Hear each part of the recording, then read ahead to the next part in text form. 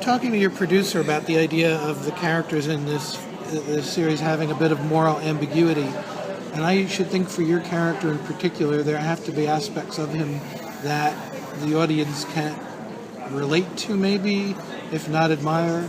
Does some of this come from the performance, or is it basically in the script? Because there have to be some reasons we actually like this guy. Well, he tells a good joke. And he's got an elegant turn of phrase. You know, he's a very cultured man. So it's difficult, isn't it? Yeah, he's a cultured man who is erudite and academic and has all of the same cultural touchstones as we all have, and yet in his spare time he's cutting the eyes out of young women. So it's that kind of makes him fascinating. Now we know he's a bad guy from the off. There is no ambiguity about that. We know he's a killer right from the word go. So what we have to do is we have to try and create something. The audience, I suppose it's about being deliciously evil. You know, having a certain satisfaction. You know what I said in the screening just now is absolutely true. You know, if you are putting a crochet hook into the belly of Ryan Hardy and gently tugging at his intestines, and that's you don't want to kill him, you just want to cause him a great deal of pain. Especially in America. Americans have fetishized violence constantly, and you know, clearly very comfortable with it, and they like it in a way that I've never come across in any other nation at all. So you're fitting right in then. Well, they like it. They like it. You know, American violence seems to go together like hand in glove. I mean, they're very uncomfortable with sex and love. You know, that kind of stuff. No, don't show anything like that. But, you know, show somebody having, you know, an ice pick shoved into their eye. Yay!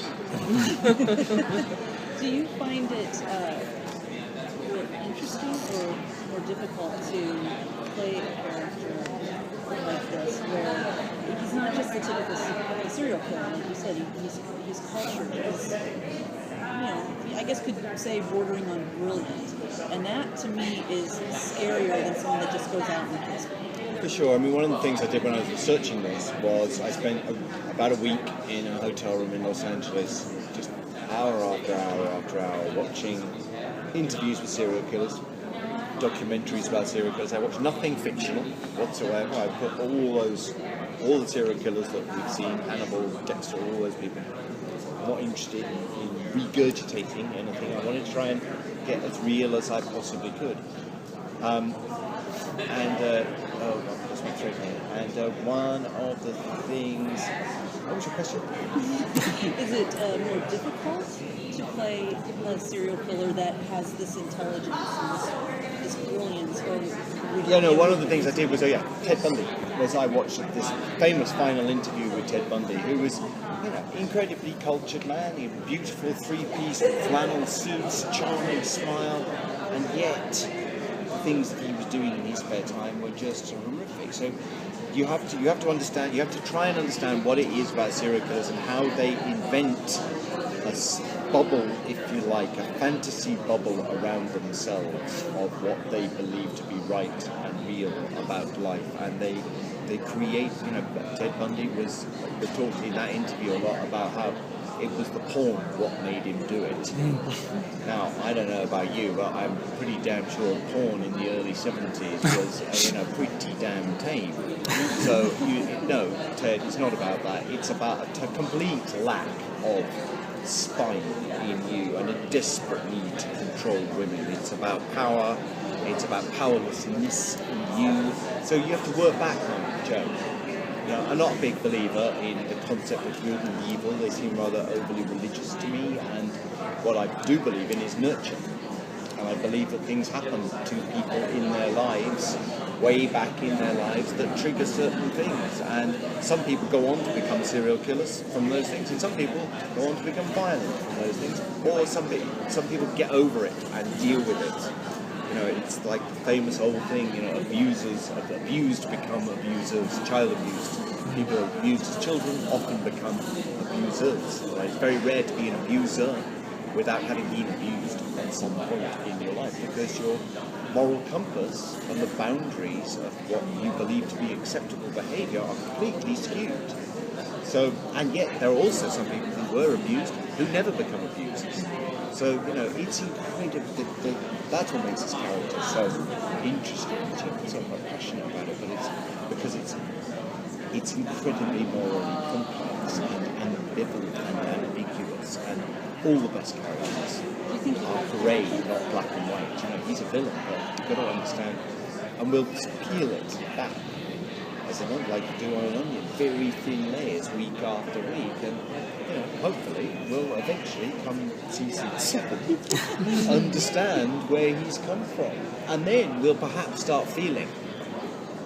It's very interesting doing press sometimes. It's a bit like an open therapist. We're happy to Tell help. us more, yes. I'll be writing you all checks. But I want Even to better. follow up on that, James. I was reading an interview with Mandy Patinkin recently, who said he could only do 2 seasons of Criminal Minds because the darkness, the subject matter just started to weigh down on him, and he didn't feel Yeah, comfortable I doing read that it. interview as well, but I think we're dealing with different kinds of shows. Well, what I was going to lead up to is, can you just hang Joe Carroll up in the closet at the end of the day and leave him behind? English actors, British actors, tend to be quite good at turning it on action and off on cut.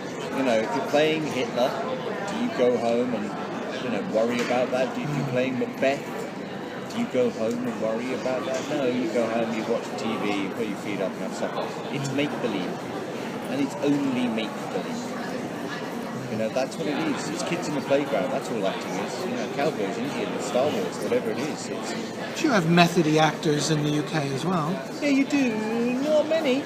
Funnily enough, not many, because I think a lot of people if you're talking about method, I think a lot of people in the United Kingdom are very aware that being a method actor is a really long, complicated process, and it's not something that can just be served up after a 2-week course at the Actor Centre. This is something you have to study for years before you get it right. Sure. And I think the method, as it is hugely and vastly misunderstood and often used more as a masturbatory tool. You said, sorry. I was going to say, I was surprised at the end of the pilot that you're back in jail as an actor. Is it sort of, be nervous that you're going to miss out on all the fun that you're sort Well, of I think that I had that discussion when I went for music. When I first went and I said, does this mean I'm going to be in an orange jumpsuit for 7 years, potentially? He'll find his own little way.